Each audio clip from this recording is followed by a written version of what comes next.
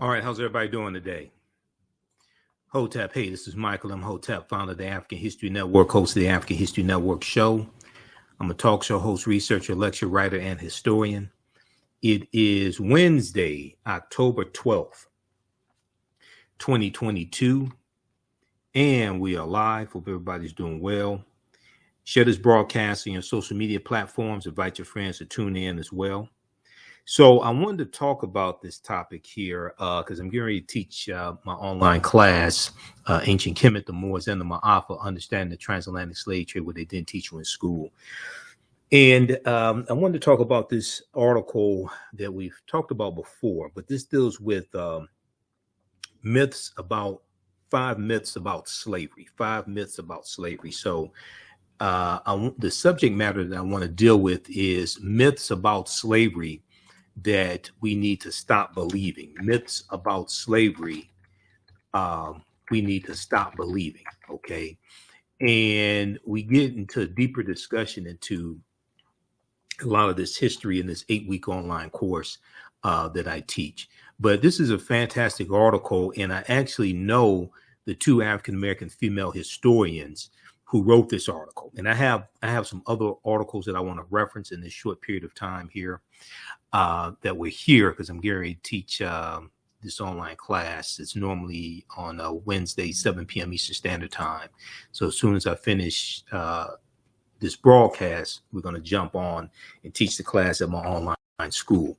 But no, the Civil War did not end slavery, and the first Africans didn't arrive in America in 1619. So we hear these different myths, right, about slavery. And this also ties into Juneteenth. And if you saw the broadcast that I did around Juneteenth, there were presentations that I did speaking at Juneteenth celebrations. And there's so much misinformation floating around about this history. It's really important to dispel these myths, okay? Now, this article is written by two African-American female historians that I know and have interviewed here on the African History Network show before, Dr. Dana Ramey Berry and Dr. Talitha LaFloria. And Dr. Talitha LaFloria's book, I just had it here. Hold on, where's Talitha's book? She has a book dealing with African-American female women who were prisoners and like victims of the convict leasing system. And I think her book is right here. Hold on, let me show it to you. Because I've interviewed both these sisters on my show. So this is Dr. Talitha LaFloria's book, Chained in Silence, Black Women and Convict Labor in the New South. Chained in Silence, Black Women and Convict Labor in the New South. And Dr. Dana Ramey Berry, I have her book also. I forgot the name of it, but also she is in the book that Nate Parker put out dealing with the Nat Turner Rebellion of 1831. Dr. Dana Ramey Berry, this book right here, The Birth of a Nation, Nat Turner and the Making of a Movement, edited by Nate Parker. Okay, so this is the book that Nate Parker put out along with his movie about the Nat Turner Rebellion of 1831 in Southampton County, Virginia. His book is called The Birth of a Nation, Nat Turner and the Making of a Movement, edited by Nate Parker. This is the official movie tie-in, okay? So in this book, there's a historical chapter. So it has interviews like with the cast members and background information, things like that. But in this book, there's a historical chapter which deals like with the real history of the Nat Turner Rebellion and what happened after the Nat Turner Rebellion. And in this chapter is called The Unbroken Chain of Enslaved African Resistance and Rebellion, and is written by Dr. Erica Armstrong Dunbar, another brilliant African-American female historian who I've had here on the show before, as well as Dr. Dana Ramey Berry, okay? So they wrote this chapter of this book, okay? So if you saw the movie The Birth of a Nation that Nate Parker put out about the Nat Turner Rebellion. Get this book also. I think I got this from Amazon.com. All right, but check your local African American book dealer as well first. Okay, so let's look at a few of these myths, and I have some other information also that I'm going to throw in some additional sources. So they start out saying only 8% of high school seniors can identify slavery as a central cause of the Civil War, according to a recent Southern Poverty Law Center survey. The average American has grown up believing a slew of myths. The average American has grown up believing a slew of myths about the institution of slavery. As scholars of slavery and its aftermath were identified, a few of the many misconceptions we have encountered in the classroom and in public spaces over the years. Okay, now this statistic right here, we've talked about this a number of times before on the African History Network show, right? That statistic comes from this study here from the Southern Poverty Law Center. And the name of this study is called Teaching Hard History, American Slavery. Teaching Hard History, American Slavery. And this is it's about a 52-page study that deals with how the history of slavery in this country is being incorrectly taught in schools all across the country. Okay. And when we look here at it, on the advisory board that helped put this together is Dr. Hassan Kwame Jeffries, who's a nephew of one of my teachers, Dr. Leonard Jeffries. And he is an associate professor of history at the Ohio State University and chair of the Teaching Hard History Advisory Board, Dr. Hassan Kwame Jeffries. And we've had him here on the African History Network show before as well. Okay, so he was the chair of the advisory board that put together this study. Now you can get this study from SPLC.org, SouthernPovertyLawCenter.org, SPLC.org, and you can download it. I took it to a printer and got it printed up. It's called Teaching Hard History, American Slavery. Okay. All right. So let's go back to this article.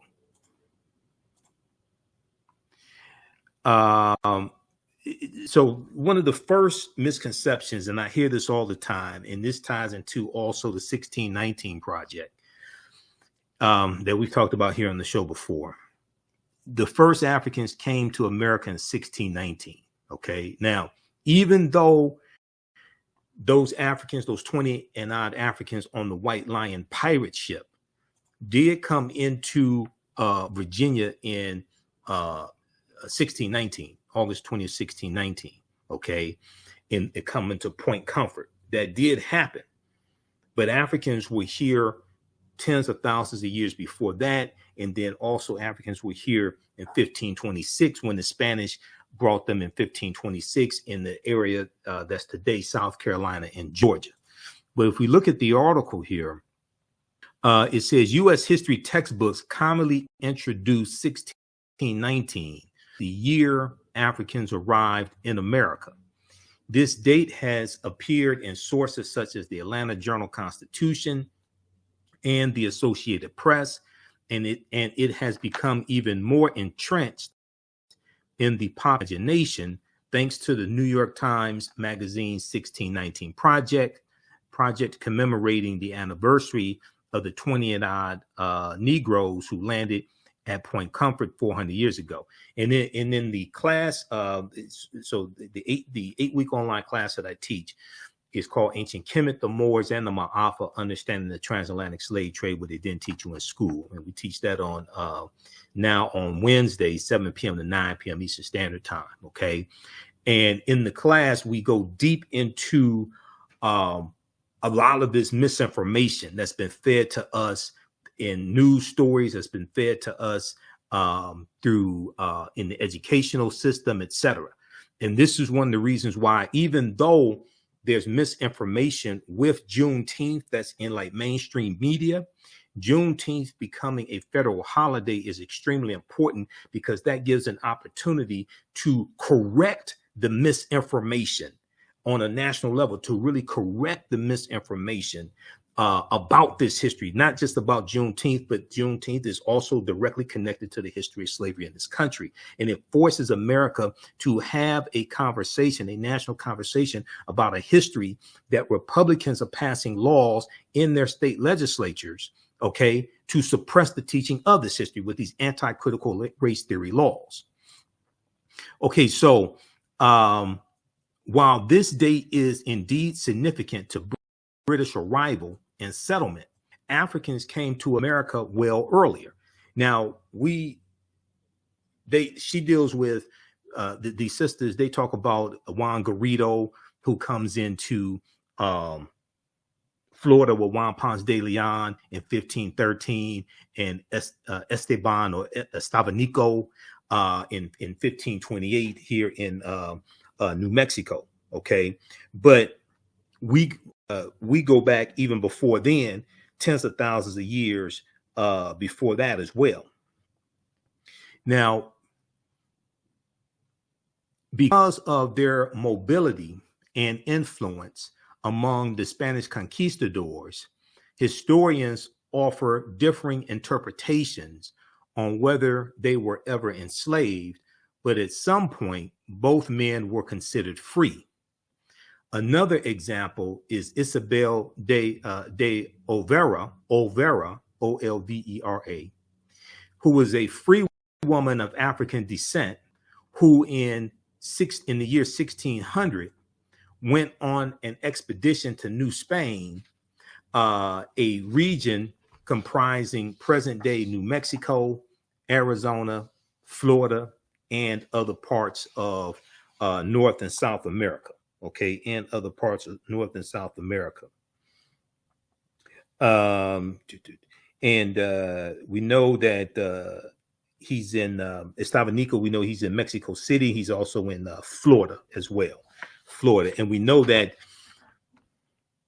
Florida is a Spanish word in reference to flowers, and it's going to be Juan Ponce de Leon that gives Florida its name. The Spanish conquistador Juan Ponce de Leon. Now, so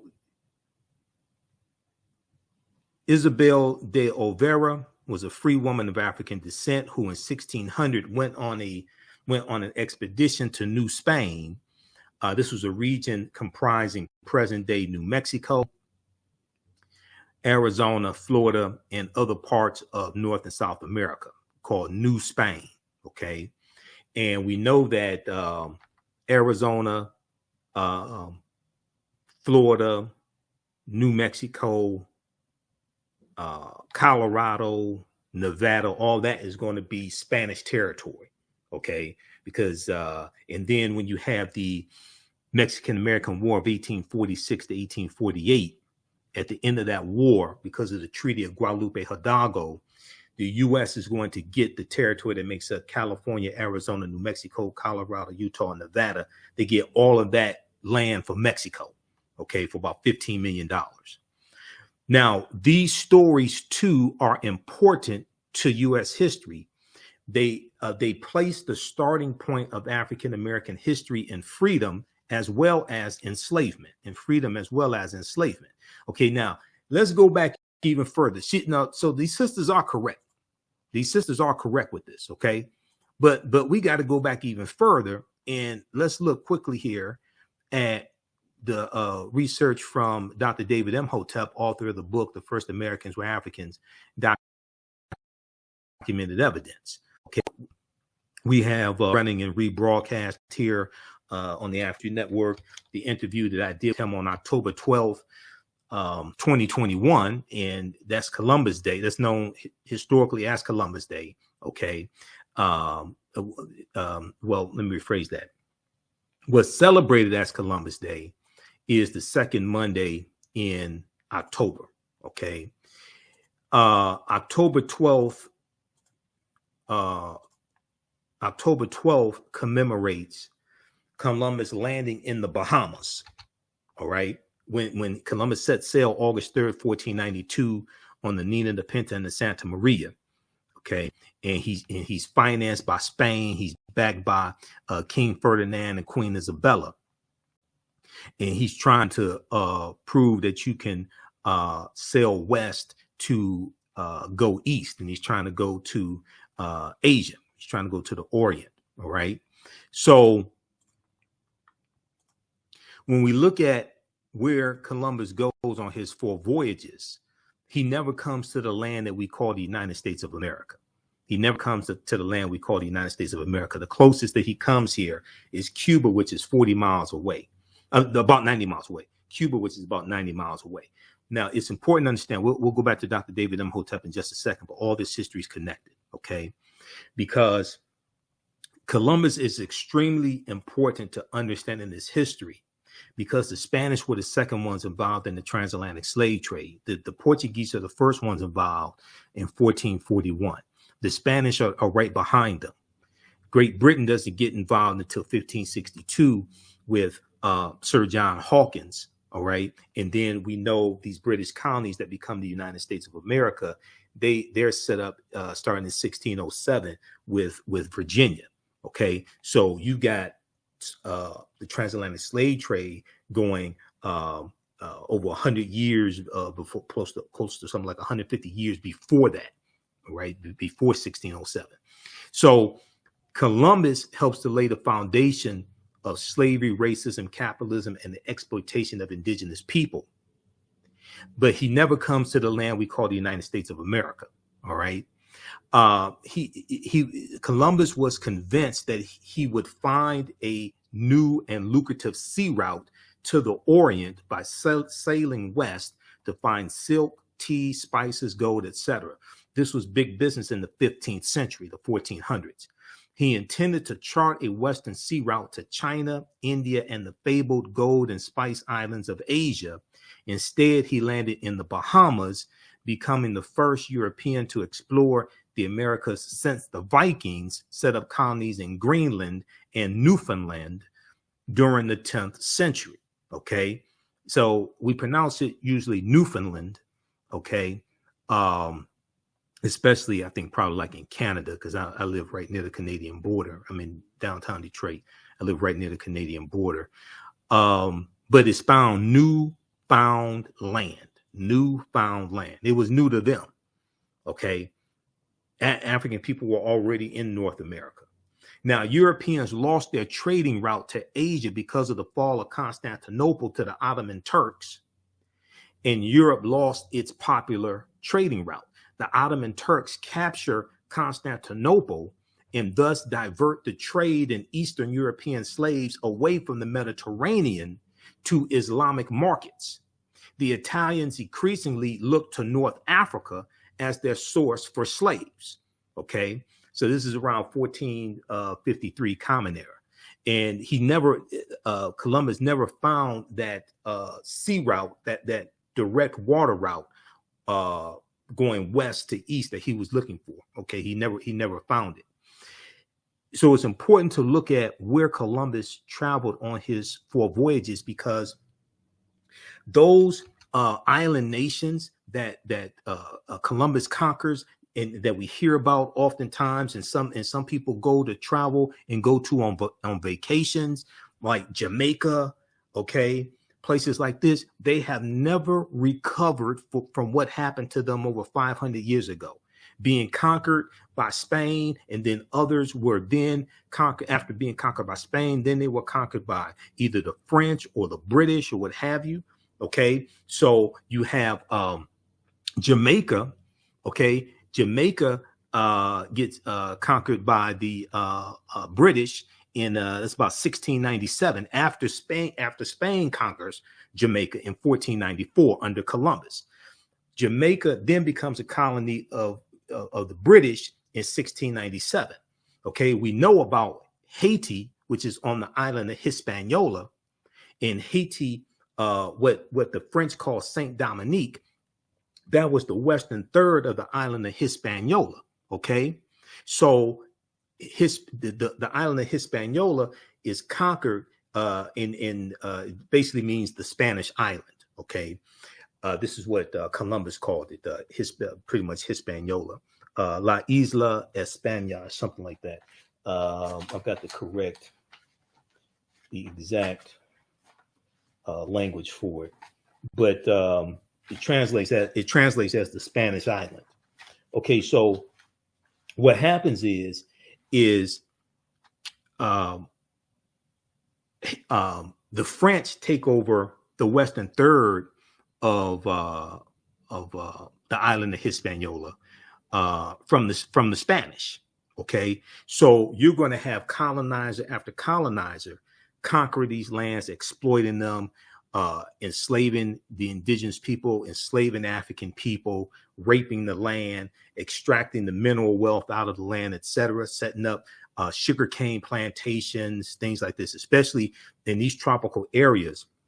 They're going to set up sugarcane plantations. Okay, so that's why it's important to really understand this history and the connection between Christopher Columbus and the transatlantic slave trade. All right, now let me go back to Dr. David Imhotep quickly, and I have to teach this class. If you want to register for this online class, it's an 8-week online class. We do the sessions live. All the sessions are archived and recorded. It's called Ancient Kemet, the Moors, and the Ma'afa, Understanding the Transatlantic Slave Trade, what they didn't teach you in school. We'll post a link here. You can register here. We also have the information on the homepage of our website, TheAfricanHistoryNetwork.com, TheAfricanHistoryNetwork.com. We do the classes live. All the sessions are archived and recorded. You can go back and watch it. A year from now, 2 years from now, you can go back and watch the entire class. Okay, so at our website, TheAfricanHistoryNetwork.com, we have the information there. We have a bundle pack because in the bundle pack you can register for the second class that I teach on Tuesdays, 7 p.m. to 9 p.m. The second class is from the Civil War to the Civil Rights Movement and Black Power, 1865 to 1968. So we had a great class yesterday. Just click right here, register here to register, and on the bundle pack. We have the bundle pack also. The bundle pack is $130. That's an over $300 value. Click right here to register here for the bundle pack, where you get both classes and bonus content from me, bonus lectures, things like that from me as well. Okay, so Dr. David Imhotep, who's a friend of mine, I've interviewed him probably 13 times or so. His first book, The First Americans Were Africans, Documented Evidence, came out in 2011 on page 14.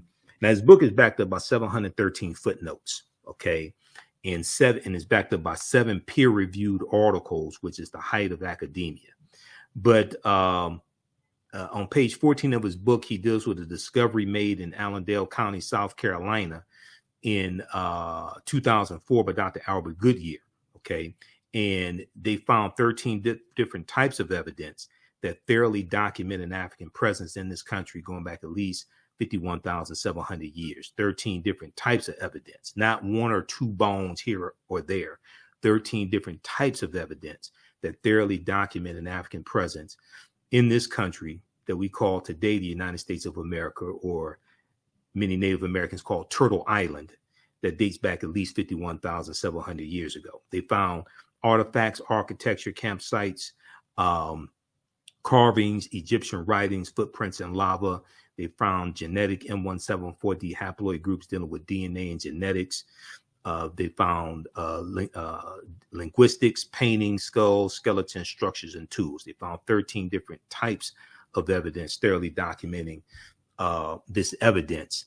And if you look at the article from Dr. Albert, look at the article about the discovery that Dr. Albert Goodyear made.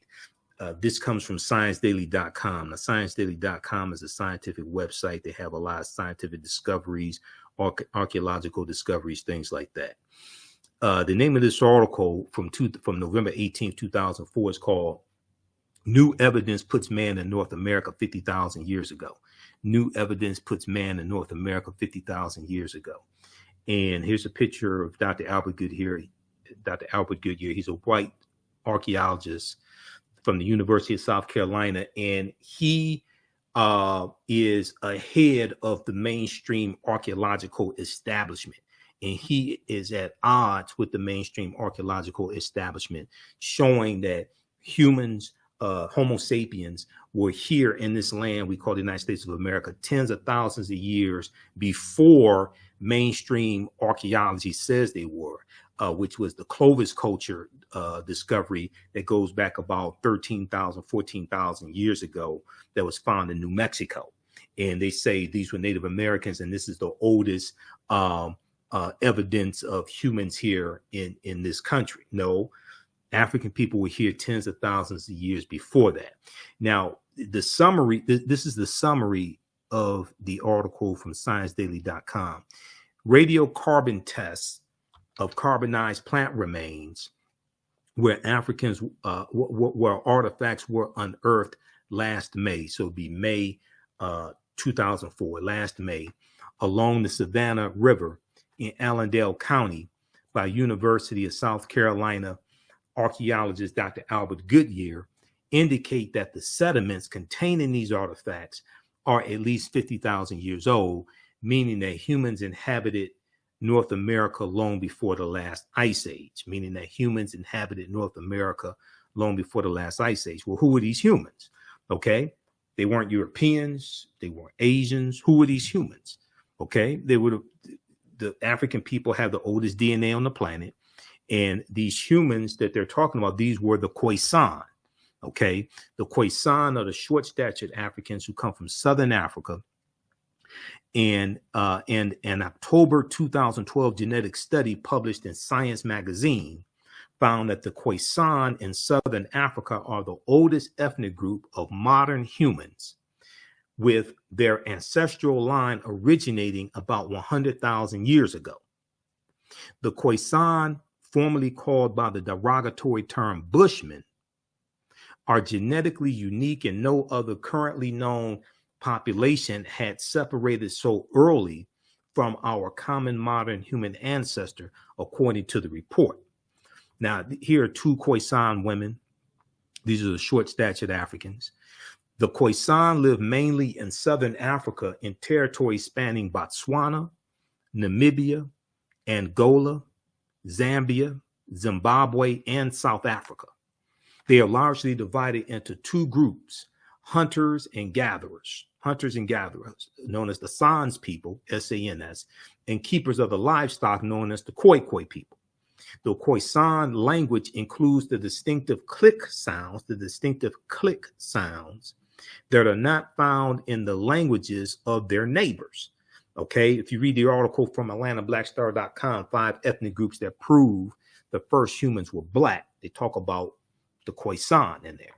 And the click language is also in the language of isiXhosa, and isiXhosa is the language spoken in the film Black Panther. Okay, so the film Black Panther, and you hear them speaking the language, and isiXhosa also has the click sounds in it as well, because we talk about the film Black Panther in the class, because the film Black Panther relates to African history, African culture, African language, African spiritual systems as well. And isiXhosa is a Bantu language. Okay, now Bantu languages are a group of some 500 languages belonging to the Bantoid subgroup of the Benue Congo branch of the Niger-Congo language family.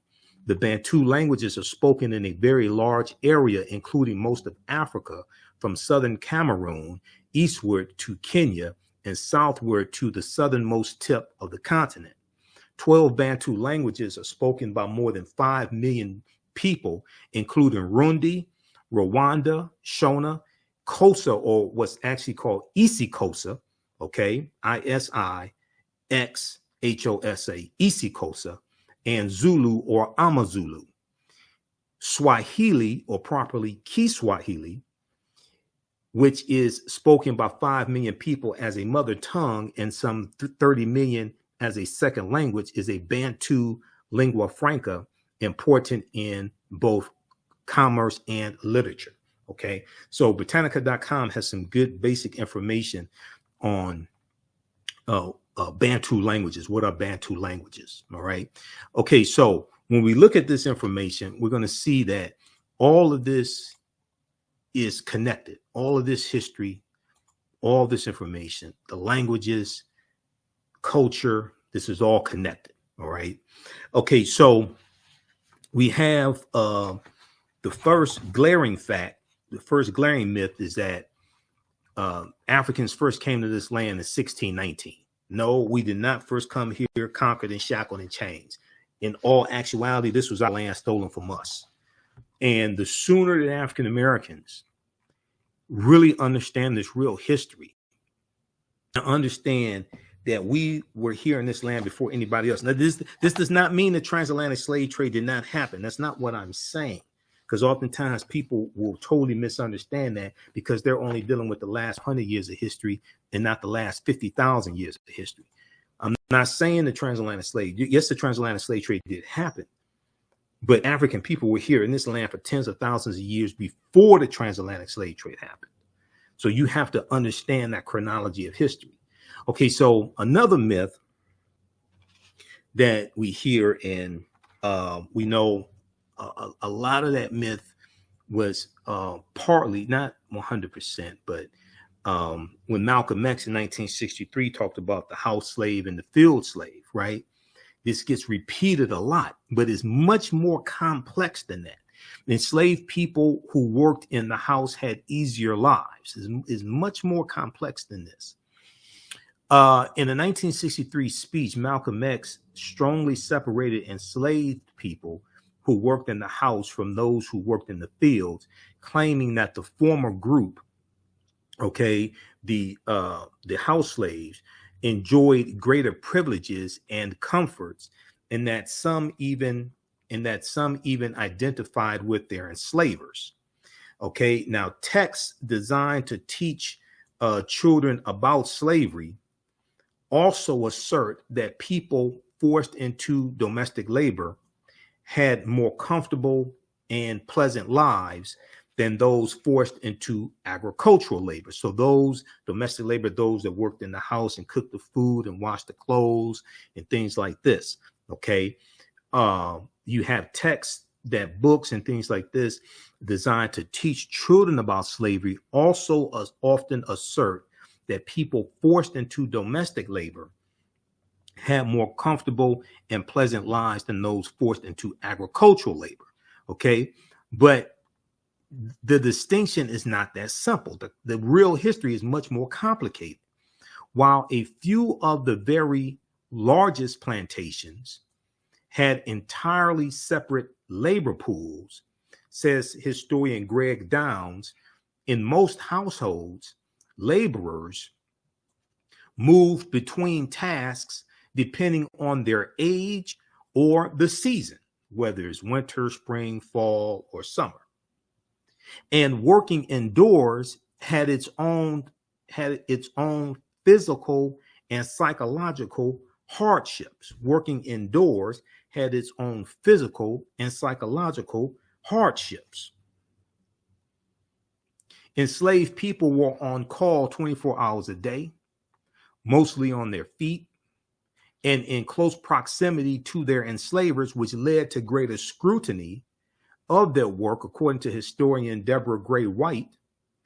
Some of this labor included helping their enslavers dress, bathe, style their hair, and fan flies, in addition to cooking, cleaning, and running errands.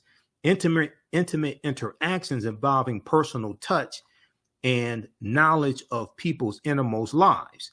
In these settings, writes historian Thavolia Glymph, Glymph, domestic laborers often experienced physical and sexual abuse. Because of this close proximity, in these close proximity settings, domestic laborers often experience physical and sexual abuse. Now, another myth is that now the other thing that's important to understand is that a lot of these so-called house slaves, a lot of them ended up being very valuable when it came to the Civil War, because you're going to have many of them who become spies for the Union during the Civil War. And because they're in close proximity to white people, and because they're serving the food and they're there at the dinner table when members of the Confederacy are meeting and things like this, because they're getting information, they're feeding this information to the Union to defeat their slave masters, because we wanted to be free.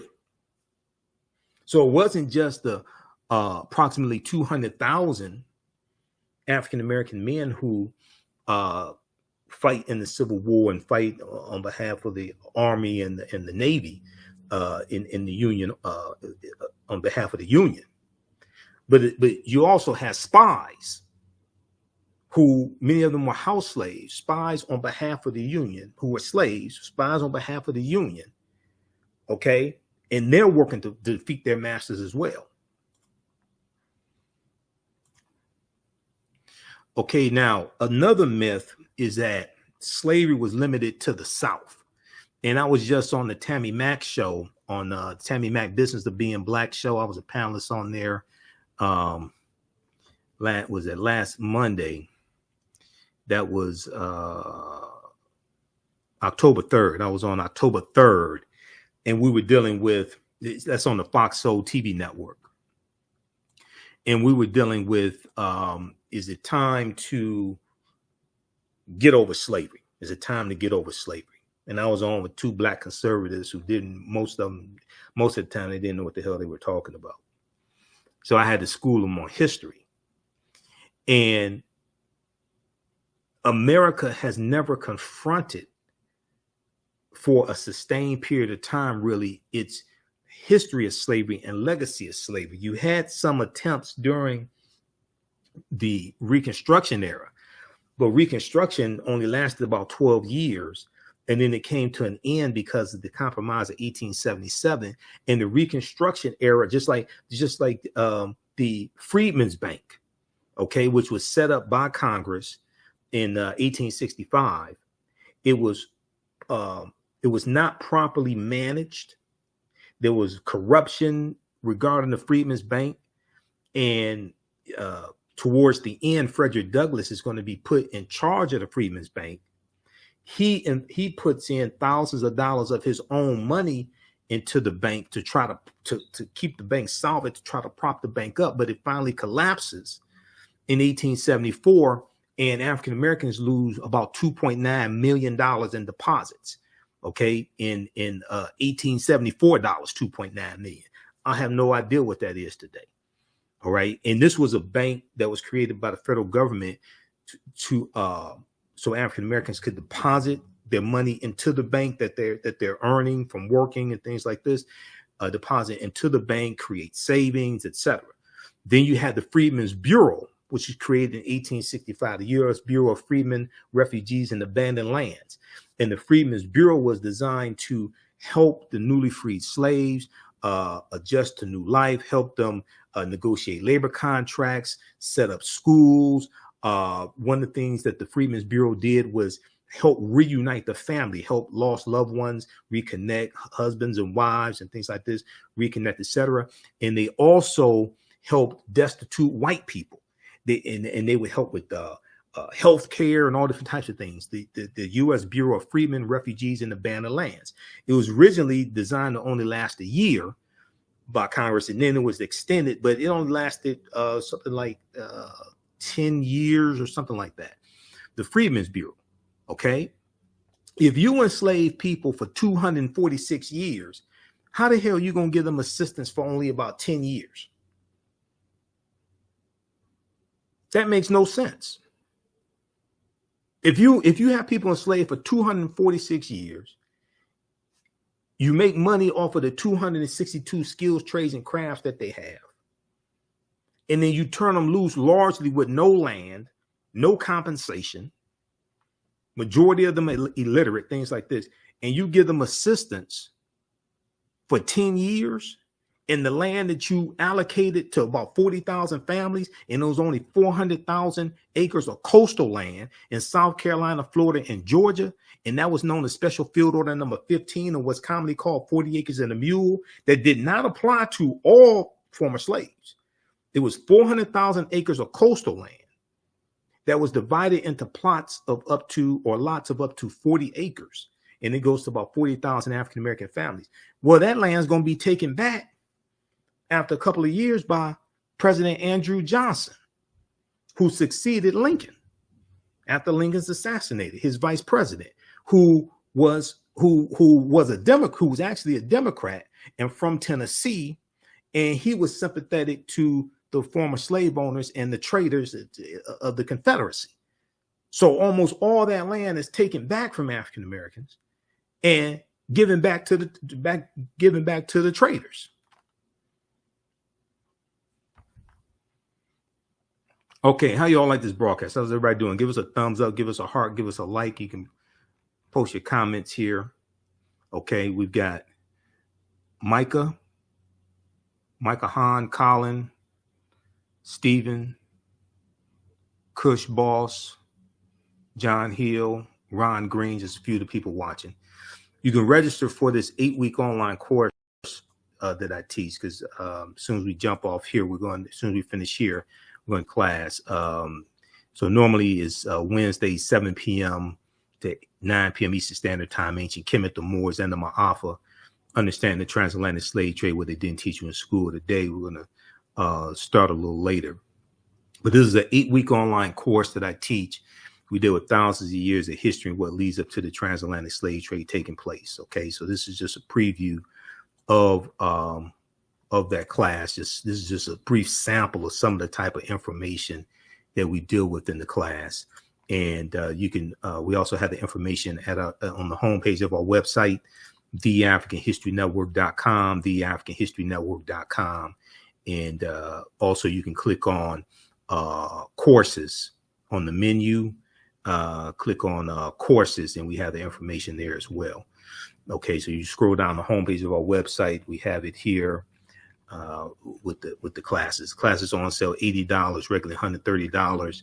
We do the sessions live. All the sessions are archived and recorded. You can watch on demand. You don't have to be present in class.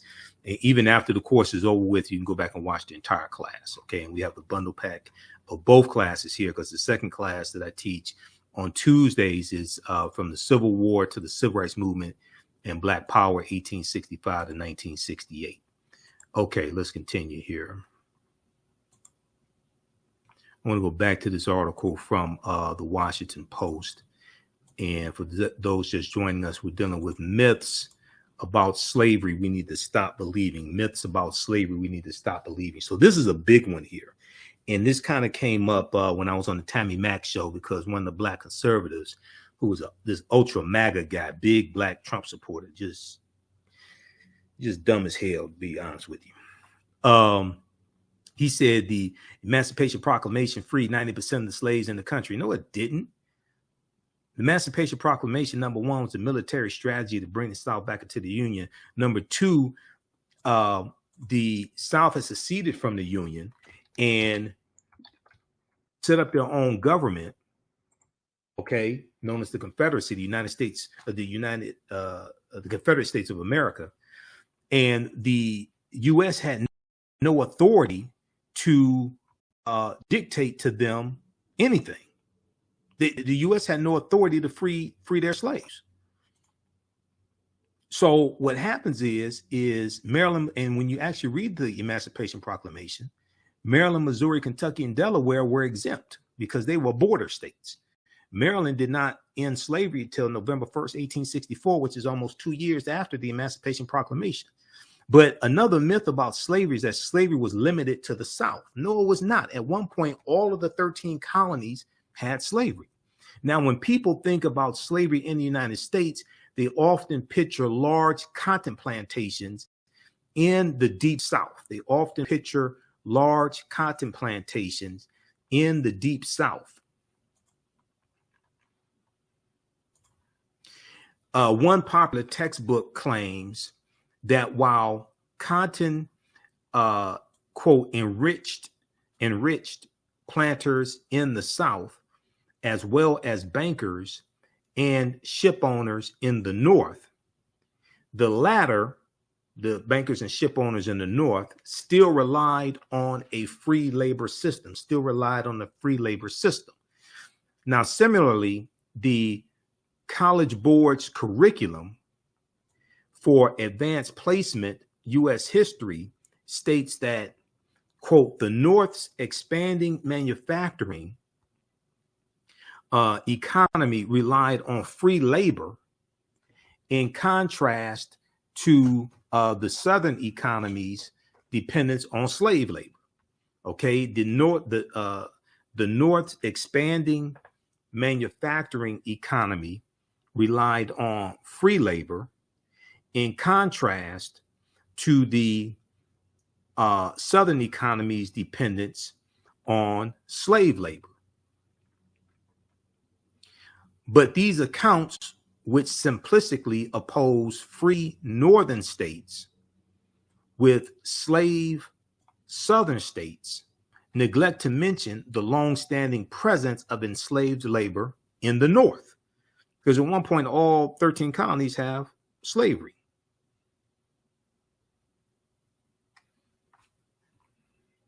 Slavery touched nearly every corner of this country. Northern communities supported and benefited from Southern slavery through the shipbuilding, textile, and shoemaking industries. The shipbuilding, textiles, and shoemaking industries. In Rhode Island alone, traders shipped more than 100,000 African captives to the Caribbean and American colonies, according to People Not Property, an online documentary. Plantations along the Connecticut, Delaware, and Hudson rivers relied on enslaved African workers to produce wheat and process it into flour. Okay, to produce wheat and process it into flour. Slavery was widespread at universities. The Maryland Jesuits, who founded and ran Georgetown University, sold enslaved laborers to pay off debts, to keep the school in operation. So that information came out a few years ago. We talked about that on the African History Network when that news became public. And early presidents of Harvard University brought enslaved labor to work on campus. Enslaved African laborers built the structure in Lower Manhattan for which Wall Street is named. Okay, so and when you look at just for quick reference here, if we look at this article here from the BBC,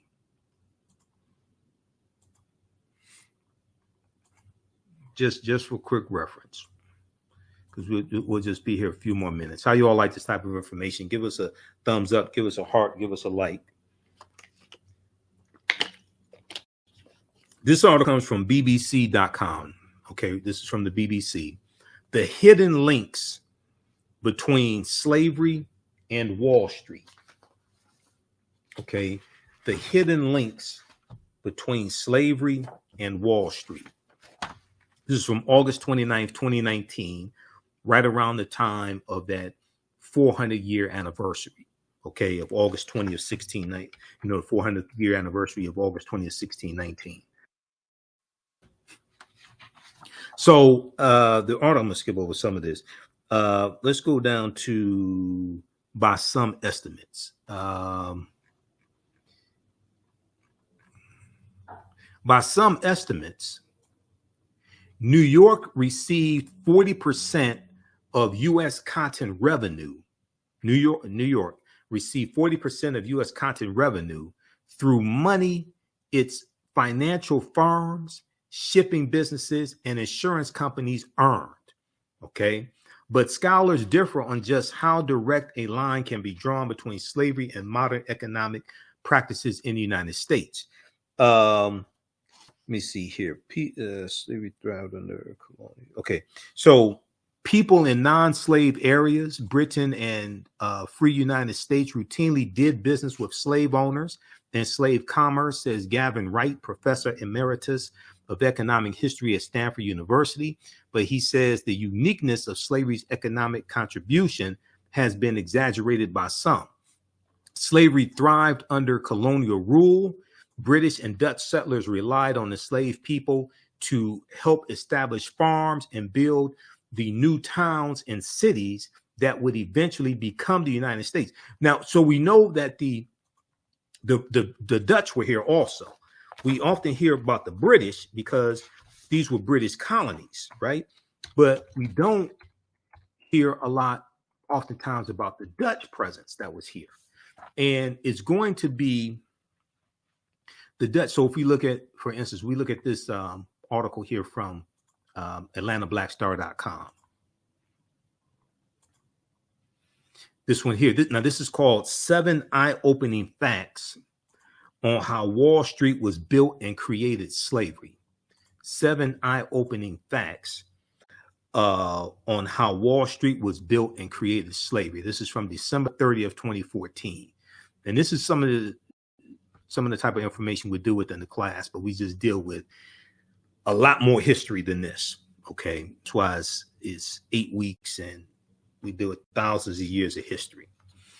If we just look here at fact number 1, enslaved Africans actually built the wall that gave Wall Street its name.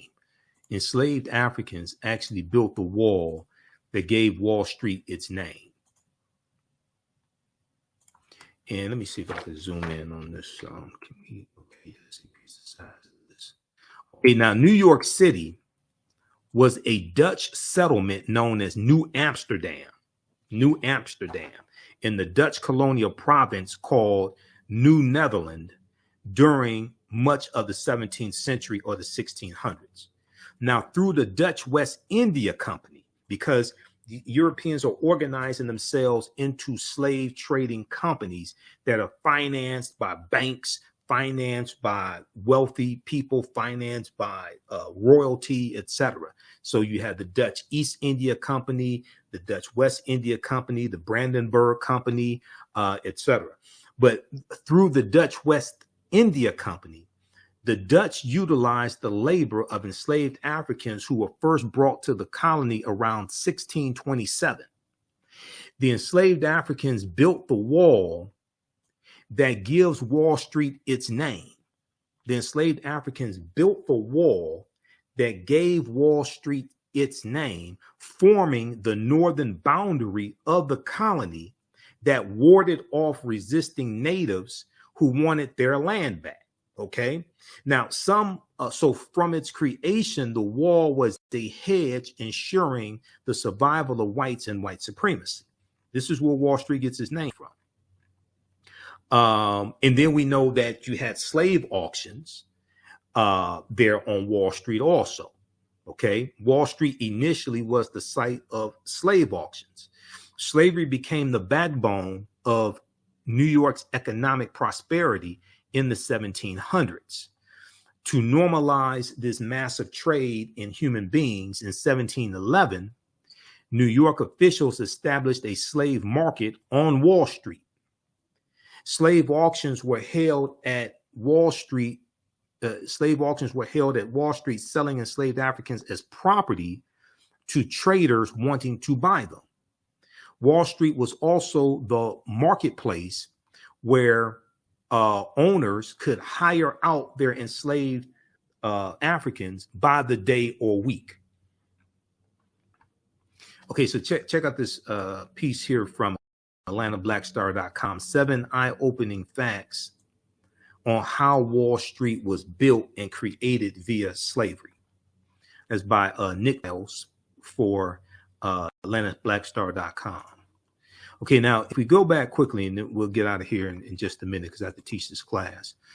I want to go back to the piece here from, what is this here?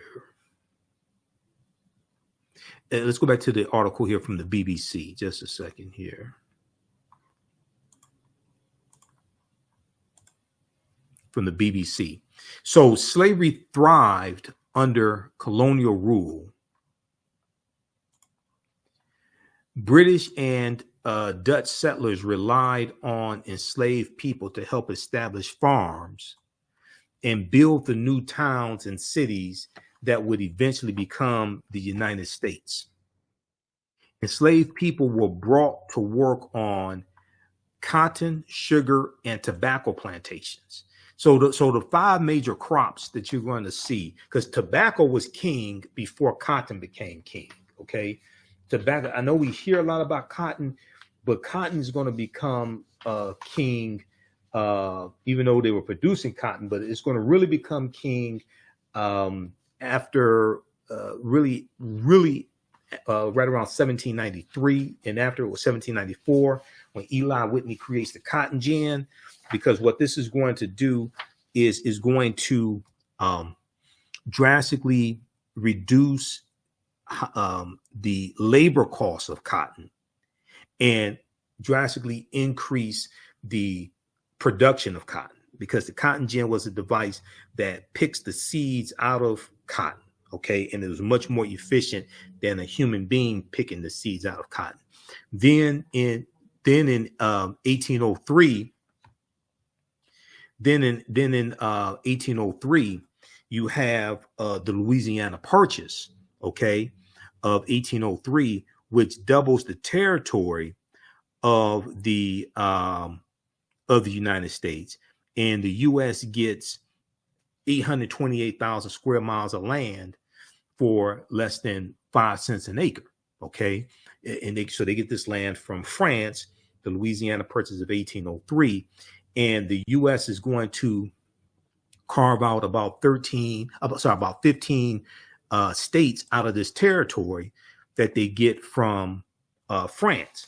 And this is going to, even though they kept a balance between free states and slaveholding states, okay, what this did was this gave the U.S. more fertile land to grow crops, which then increased the need for more African slave labor.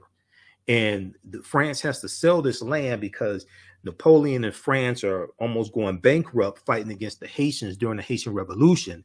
So they sell this land here for $15 million to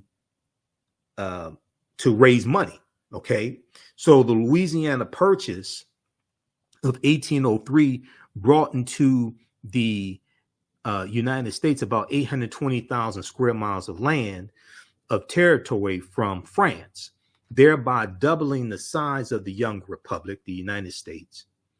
What was known at the time as the Louisiana Territory stretched from the Mississippi River in the east to the Rocky Mountains in the west and the Gulf of Mexico in the south. In the south to the Canadian border in the north. Part or all of 15 states were eventually created.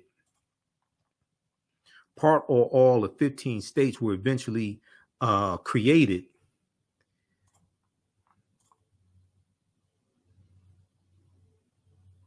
Hold on, let me go back here. Okay. Eventually created from the land deal, which is considered one of the most important achievements of Thomas Jefferson's presidency. Okay, and here's a map of the United States showing the Louisiana Territory. You see that in the middle of the nation. Okay, in green, 1803, we see that territory. Okay, now let me go back to this here. Okay, let's go back to this article here from the BBC. This article from the BBC deals with the hidden links between slavery and Wall Street. So enslaved African people were brought to work on the cotton, sugar, and tobacco plantations.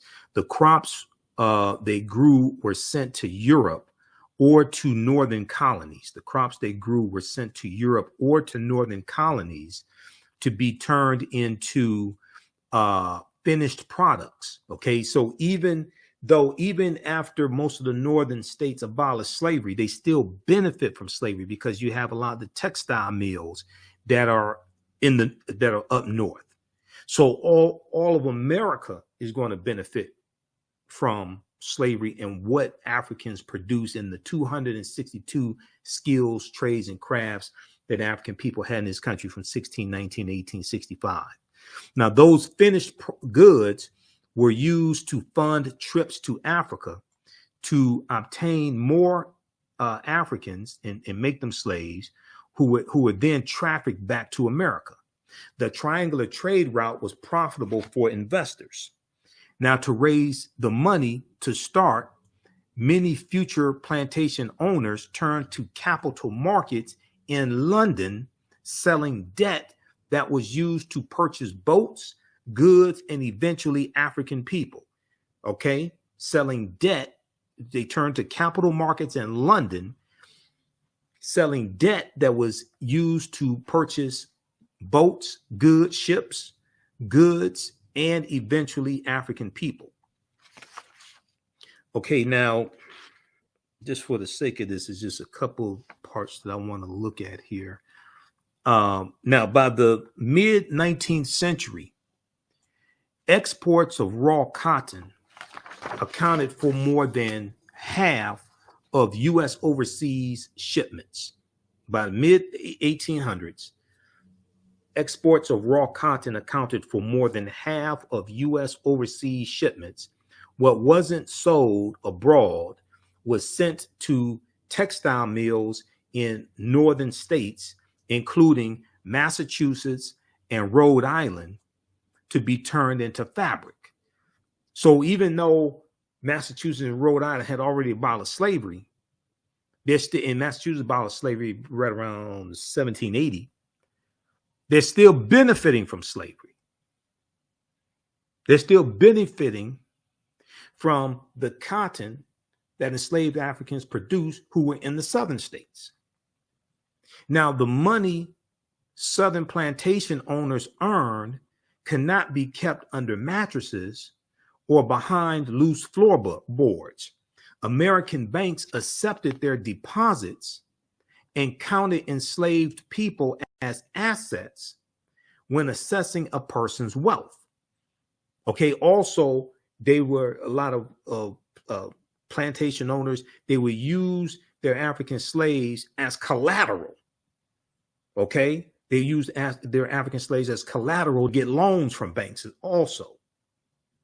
In recent years, U.S. banks have made public apologies for the role they played in slavery. In 2005, J.P. Morgan Chase, currently the biggest bank in the United States, admitted that two of its subsidiaries, Citizens Bank and Canal Bank in Louisiana, accepted enslaved African people as collateral for loans. Accepted enslaved African people as collateral for loans.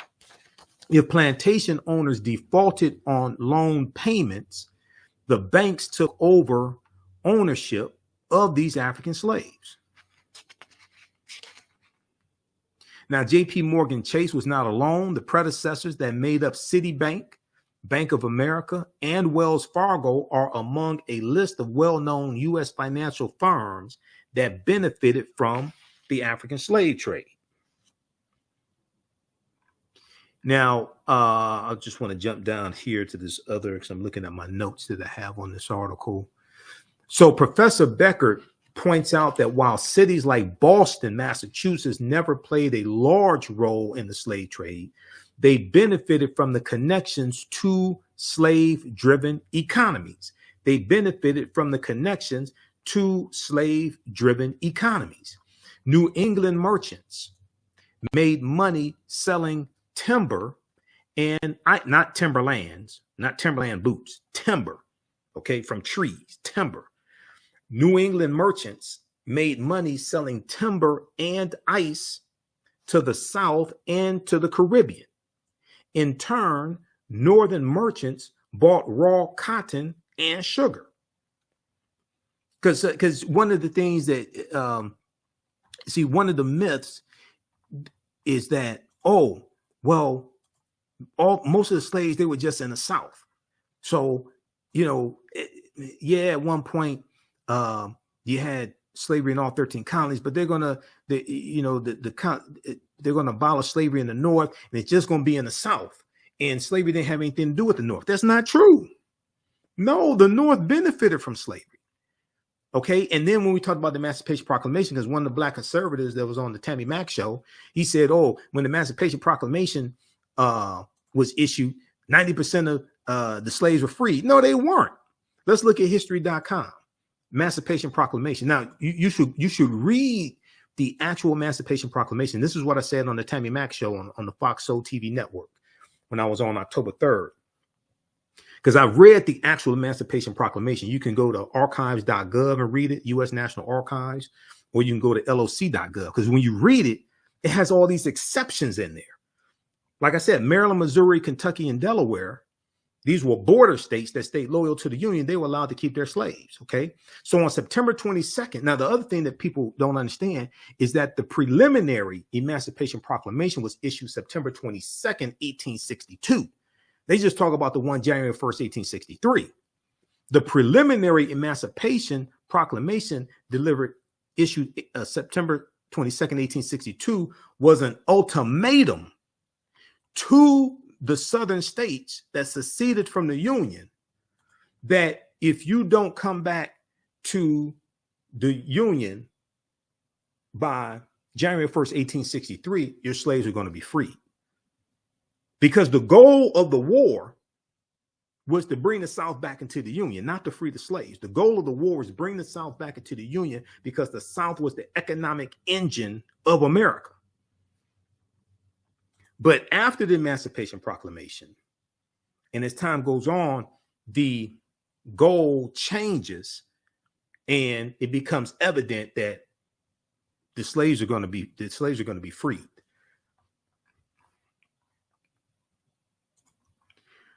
So, okay, which declared that as of January 1st, 1863, all enslaved people in the states currently engaged in rebellion against the Union shall be thenceforward and forever free. Okay, it only applied to the states in rebellion against the Union, also the territories in rebellion against the Union, the Emancipation Proclamation. Lincoln did not actually free all of the approximately 4 million men, women, and children held in slavery in the United States when he signed the formal Emancipation Proclamation the following January. The document, now this is the History Channel. Look at it. This is history.com. History.com is the official website of the History Channel. Okay, this article is this is by the editors of history.com. This is white people telling you that the Emancipation Proclamation did not free the slaves. The document applied only to enslaved people in the Confederacy and not to those in the border states that remained loyal to the Union. This is what I was saying. But at the same time, the Union has no authority to dictate to the Confederacy what to do because they separated and set up their own government. And this is why you needed a 13th Amendment to the U.S. Constitution, ratified December 6, 1865, adopted December 18, 1865, to amend the U.S. Constitution because the U.S. Constitution sanctioned and legalized slavery. Okay, so read this right here, because we talk about this a lot in my second class, from the Civil War to the Civil Rights Movement and Black Power, 1865 to 1968. We really don't. Okay, can you all hear me? You should be able to hear me. We really don't talk about the Emancipation Proclamation that much in ancient Kemet, the Moors, and the Ma'afa, understanding the transatlantic slave trade, what they didn't teach you in school. The only reason why is because we stopped right around 1800 or so with this class. And then with the second class that I teach, from the Civil War to the Civil Rights Movement and Black Power, 1865 to 1968, we teach that on Tuesdays. We focus in on that period of time, especially from 1865 to 1968, but we start in 1800, looking at the 1800 U.S. Census, and then looking at the Louisiana Purchase of 1803 and the Haitian Revolution, because those two events are connected. Those two events are directly related. Okay, how you all like this type of information? Let us know here on the thread of the broadcast. Are you learning anything? Let us know. Give us a thumbs up. Give us a heart. Give us a like on this broadcast. Okay, now if we go back to the article from the Washington Post, slavery touched nearly every corner of this country. Slavery touched nearly every corner of this country. Northern communities supported and benefited from Southern slavery through the shipbuilding, textile, and shoemaking industries. Okay, now if we look at the last fact here that they lay out, and there's more myths, but this is what we're gonna wrap up with here because I teach this class. Women were not as involved in slave owning as men were. Women were not as involved in slave owning as men were. Okay, so the movie Gone with the Wind is part of this whole propaganda campaign known as the Lost Cause, which is a campaign of something like the last 150 years or so to really rewrite the history of slavery, show these images of happy slaves, and rewrite the history. Whereas the secession from the Union and the Confederacy, it wasn't about maintaining slavery, it's about states' rights. And a lot of these movies like to show the happy slaves, things like this. This is something that Gone with the Wind does. The 1939 blockbuster Gone with the Wind cemented the myth of the essentially innocent Southern belle, Scarlett O'Hara, who only passively benefited from slavery.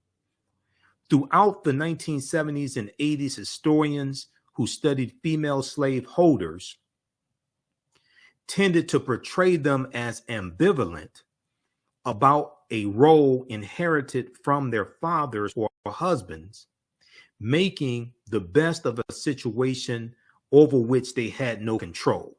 Making the best of a situation over which they had no control.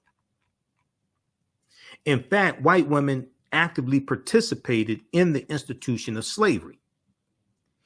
In the book, and we've talked about it here a number of times here on the African History Network, in the book, They Were Her Property, White Women as Slave Owners in the American South, historian Professor Stephanie E. Jones Rogers, who's a professor in California. And let me pull up this article here from AtlantaBlackStar.com, because they have an article.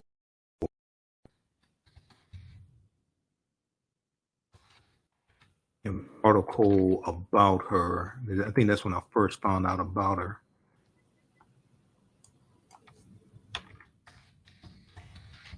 Let's see here.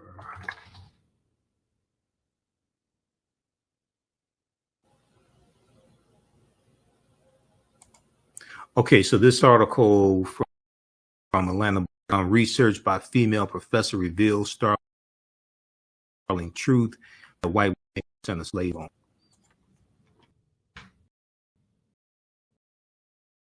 We'll pull that up here in just a second. Okay, so historian and Professor E. Jones, Stephanie E.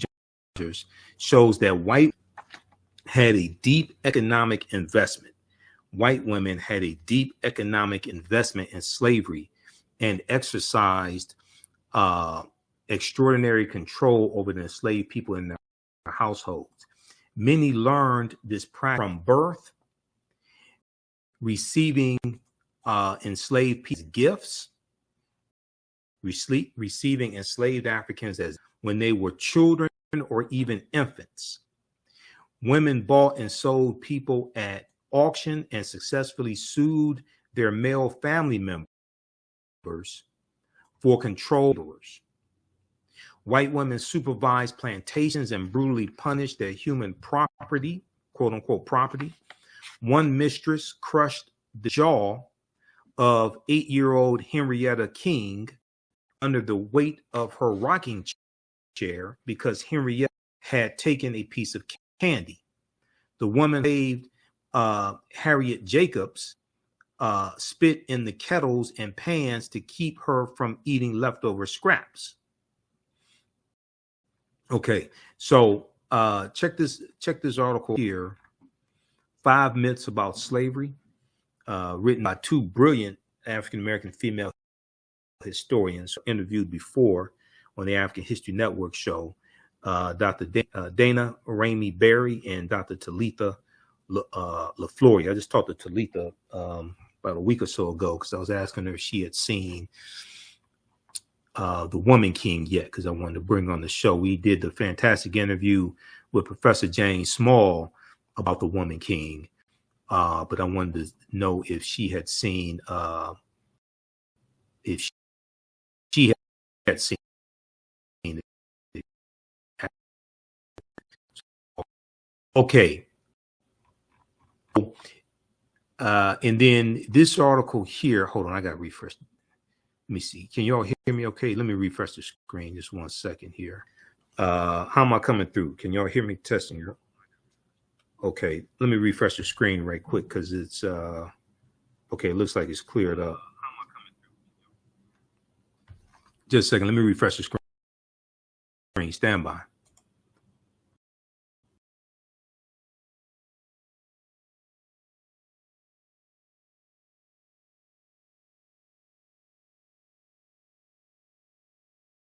Okay, we're back.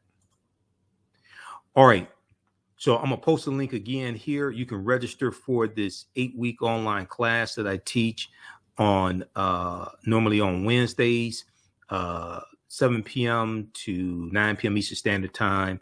We're running behind schedule today. So as soon as I end this broadcast, I'm about to teach the class. So you can join us at our online school. Class is on sale, $80, regularly $130. And we do the sessions live. All the sessions are archived and recorded. You can go back and watch it anytime. This is the article that I wanted to show you here. This is the last one. This is from AtlantaBlackStar.com. Research by Black female professor reveals startling truth that white women made up 40% of slave owners. This is from May 25th, 2019 by Kirsten Willis. I talked about this article when it came out. We talked about it here on the show. A set of data uncovered by University of California, Berkeley professor reveals Southern white women played a heavier role in the enslavement of Africans than previously thought.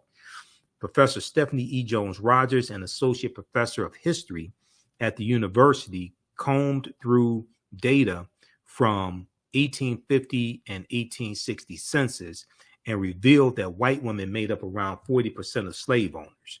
Here's a picture of Professor Stephanie E. Jones-Rogers. There's some videos on YouTube of her doing lectures as well that you could check out. So this is a brilliant sister. Okay. The findings helped Jones-Rogers compile her book, They Were Her Property, White Women as Slave Owners in the American South. Okay, so you can check this out as well. Okay. In her book, Professor Stephanie E. Jones-Rogers explained that white women's involvement in slavery comes from family, as their slave-owning parents, quote, typically gave their daughters more enslaved people than land. As their slave-owning parents, quote, typically gave their daughters more enslaved people than land. And history.com has information, the official website of the History Channel, what this means, because she's quoted by the History Channel also. Okay. What this means is that their very identities as white Southern women are tied to the actual or the possible ownership of other people. Professor Stephanie E. Jones-Rogers said, according to history.com. Okay, so check out this article as well. All right. So we posted a link here. You can register for the classes, and it's in the thread of the broadcast. It's also on the homepage of our website, TheAfricanHistoryNetwork.com, TheAfricanHistoryNetwork.com. So you can go to our website and scroll down. You'll see information about the African History Network show. I'm on live Sundays, 9 p.m. to 11 p.m. Eastern Standard Time. Now, sometimes during the week, like today, I'm on live, but we're definitely on live usually every Sunday, 9 p.m. to 11 p.m. Eastern Standard Time with a live broadcast, a new show. Okay. And you can support us through PayPal and Cash App. We have the information here. $, TheAHNShow through Cash App. Just click on the link and it takes you to our Cash App Cash App code. Okay, you can scan the barcode. You can scan it because it's now working because it was down for it was giving us an error message for a week, but it's up and running now, so that's a good thing.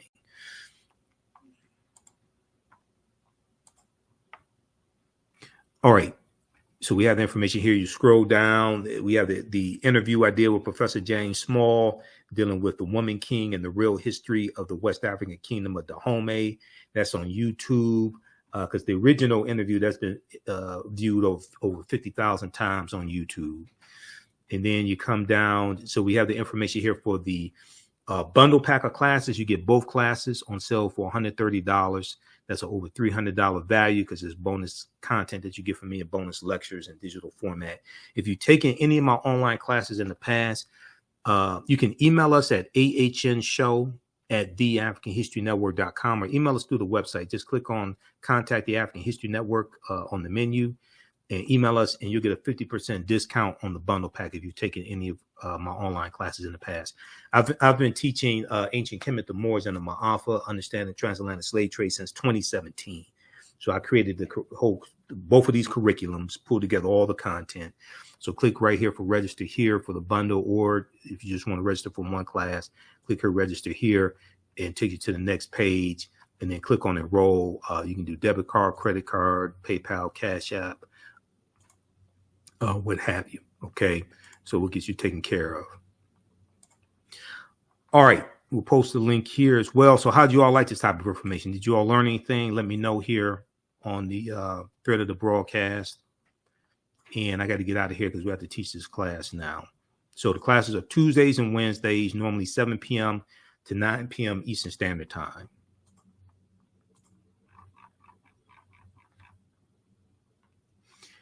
All right, and be sure to check us out live on Sundays, 9 p.m. to 11 p.m. Eastern Standard Time. And then on Fridays, 6 p.m. to 8 p.m. Eastern Standard Time, 6 p.m. to 8 p.m. Yeah, I'm on Roland Martin Unfiltered as well. I'm a panelist each Friday on Roland Martin Unfiltered. So download the Black Star Media app. You can watch there or on Roland's Facebook and YouTube channels, Roland S. Martin on Facebook and YouTube. Okay, so hopefully you learned a lot today, and hope to see you in class as well. Remember, right knowledge corrects wrong behaviors, not over till we win. Wakanda forever, and we'll talk to you next time. Peace.